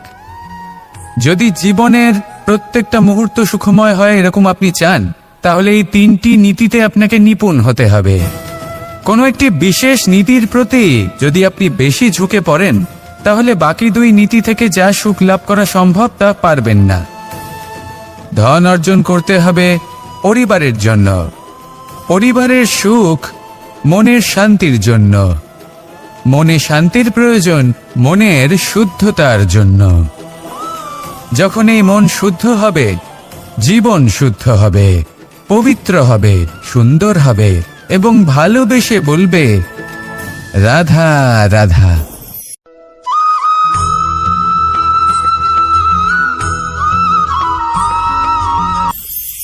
আপনারা সবাই একটা গাছের পাতাকে দেখুন।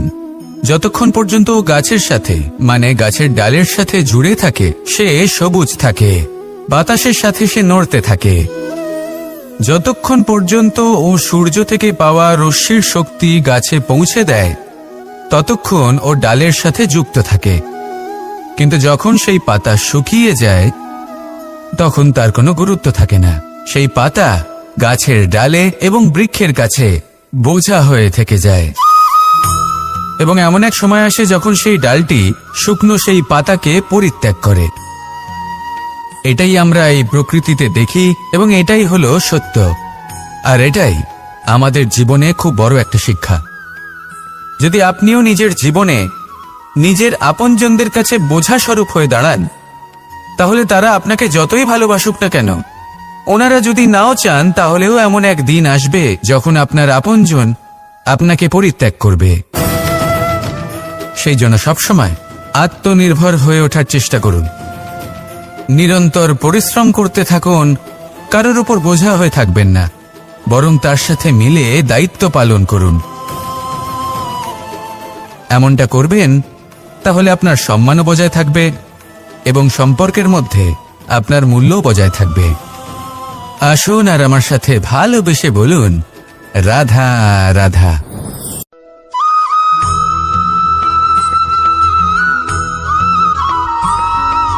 এই শুকনো পাতাটিকে দেখুন, নিষ্প্রাণ হয়ে পড়েছে।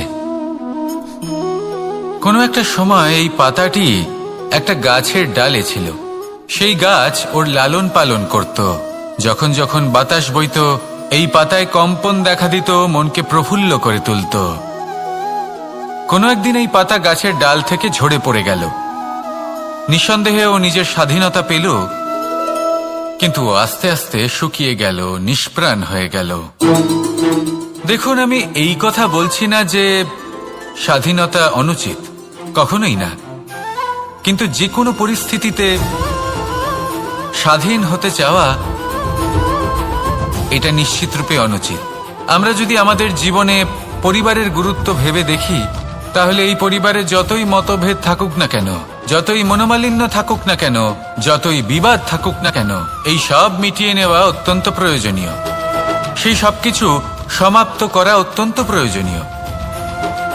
কখনো এই পরিবারকে ভাঙতে দেবেন না, কখনো এই পরিবার থেকে দূরে চলে যাবেন না। এই পরিবার হলো আমাদের জীবনের একটা অমূল্য সম্পদ, অমূল্য এক আশ্রয়, যা এই সংসারে হয়তো কোথাও আপনি পাবেন না। তাই একে আগলে রাখুন। ভেবে নিন আপনি পাতা আর আপনার পরিবার সেই গাছ। আসুন আমার সাথে ভালোবেসে বলুন, রাধা রাধা।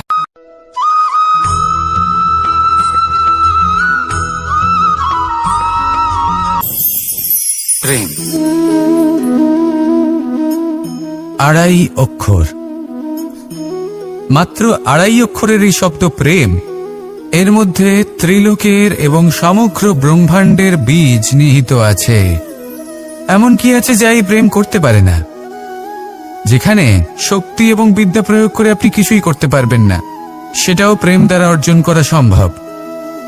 প্রেম চাইলে পাথরেও ফুল ফোটাতে পারে। প্রেম চাইলে ন্যাড়া পাহাড়ের বুক চিরে নদীপথ তৈরি করতে পারে। চাইলে নিরক্ষর ব্যক্তিকে সংসারের শ্রেষ্ঠ জ্ঞানী করে তুলতে পারে। শুধুমাত্র এই প্রেমের জন্য সবার দুষ্ট কানাই ঘনশ্যাম হয়ে উঠেছিল। শুধুমাত্র এই প্রেমের টানেই ত্রিলোকের স্বামী দ্বারকাধীশ নির্ধন সুদামার পদসেবাও করেছিলেন। এই প্রেম হলো সংসারের সবথেকে বড় শক্তি। এই সংসারের আধার হলো প্রেম। এমন কিচ্ছু নেই যা এই প্রেমের পক্ষে সম্ভব নয়। যেখানে বিদ্যা এবং শক্তি সাহায্য করতে পারে না, সেখানে এই প্রেম আপনাকে জয়ী করে দিতে পারে। তাহলে আসুন আর আমার সাথে ভালোবেসে বলুন, রাধা রাধা।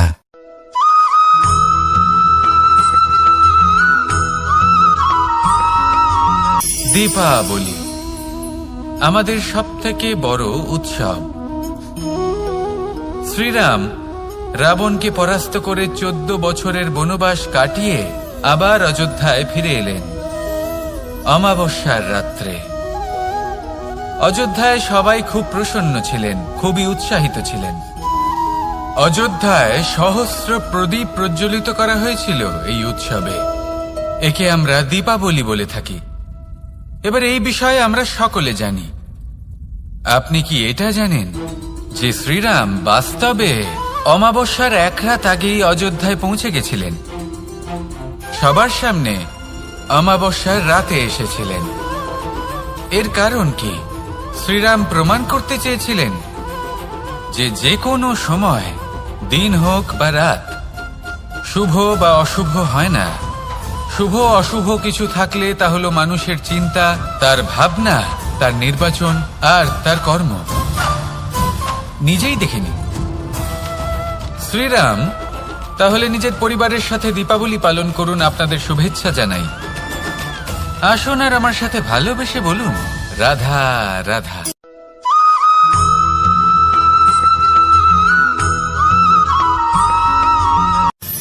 মানুষের এই জীবন, মানুষ জন্ম নেয়, একটা নির্দিষ্ট সময়ের পরে এই সংসার ত্যাগ করে চলেও যায়। এবার শুধু এটাই আবশ্যক নয় যে এই জীবনকালকে আপনি যাপন করবেন, শুধু এটাই গুরুত্বপূর্ণ নয়। আবশ্যক এবং গুরুত্বপূর্ণ হলো এটা যে এই জীবনকালে আপনি এমন কিছু করেন যাতে এই সংসারের মঙ্গল হয়, যাতে এই সংসার আপনাকে মনে রাখে, আপনার থেকে প্রেরিত হয়, আপনার মতো হতে চায়। প্রত্যেক বছর আপনার জন্মতিথির অপেক্ষা করে, এমনভাবে আপনার জন্মদিন পালন করে যাতে সেটা মহোৎসবের আকার ধারণ করে। এবার এই জন্মদিন এমনি এমনি মহোৎসবে পরিণত হয় না। তখন হয় না যখন কোনো ব্যক্তি রাজার রূপে বা কোনো গোয়ালার রূপে জন্মগ্রহণ করে। তখন পরিণত হয় যখন একজন মানুষ জন্মগ্রহণের পরে এই সংসারকে কোনো শিক্ষা দিয়ে যান। কিভাবে একজন মানুষ গোয়ালা থেকে রাজা হতে পারে, কিভাবে একজন মানুষ অসত্য থেকে সত্যের পথে চলতে শুরু করেন, অধর্ম থেকে ধর্মের পথে চালিত হতে পারেন, কিভাবে অন্ধকার থেকে প্রকাশের দিকে যেতে পারেন, কিভাবে নিজের আত্মাকে পরমাত্মার সাথে মিলিত করতে পারেন। তা সে রামনবমী হোক বা জন্মাষ্টমী হোক, তাদের জীবনের সাথে জড়িত প্রত্যেক মুহূর্ত একটা পরবের আকার ধারণ করে। তাহলে আপনিও এইভাবে নিজের জীবন যাপন করতে থাকুন। এই সংসারে শুধু ভালোবাসা বিতরণ করুন, কিছুটা এমন ভাবে বিতরণ করুন যাতে আপনি এই সংসার থেকে চলে যাওয়ার পরেও এই সংসারে আপনি শুধুই ভালোবাসা বিতরণ করতে পারেন। যদি আপনি এরকম করেন, সংসারকে প্রেরণা দেন, তাহলে আপনার জীবনও রাধা কৃষ্ণের প্রেমের মতোই অলৌকিক এবং দৈব হয়ে উঠবে। আসুন আর আমার সাথে ভালোবেসে বলুন, রাধা রাধা।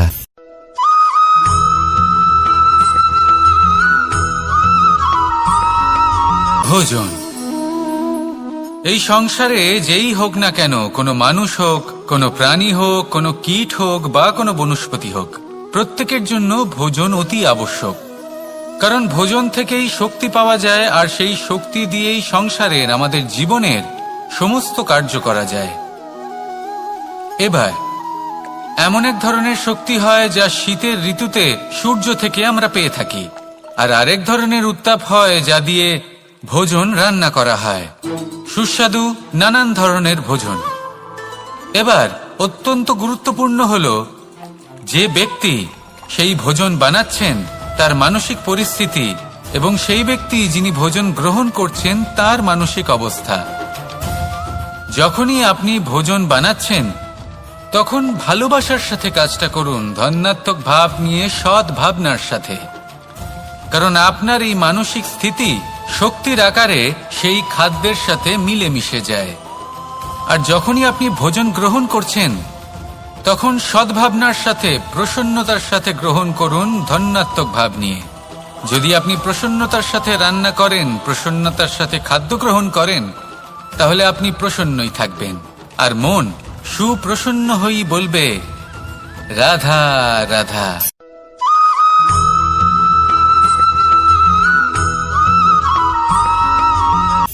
কথায় আছে সংসারে নাকি সকল রোগের ওষুধ আছে। যদি আপনি নিজের শরীরকে ভালোবাসেন তাহলে ব্যায়াম করুন, যদি নিজের নিঃশ্বাস প্রশ্বাসকে ভালোবাসেন তাহলে প্রাণায়াম করুন, যদি আপনি নিজের আত্মাকে ভালোবাসেন তাহলে ধ্যান করুন। কিন্তু যদি আপনি নিজের জীবনকে, পরমাত্মাকে ভালোবাসেন তাহলে সকলকে ভালোবাসতে থাকুন। এই ভালোবাসা অত্যন্ত গুরুত্বপূর্ণ এবং আবশ্যক। ভালোবাসার থেকে ভালো না কোনো ওষুধ আছে, না আছে কোনো আসন। এর থেকে ভালো না কোনো ব্যায়াম আছে, আর না কোনো প্রাণায়াম। এই ভালোবাসা বড় বড় সমস্যারও সমাধান করতে পারে। ভালোবাসা বড় বড় বিপদকে আপনার থেকে দূর করতে পারে। এই ভালোবাসাই আপনাকে জীবনে বাঁচতে শেখায়, কারণ ভালোবাসাই হলো জীবনের আসল সত্য। তাহলে আসুন আর আমার সাথে ভালোবেসে বলুন, রাধা রাধা।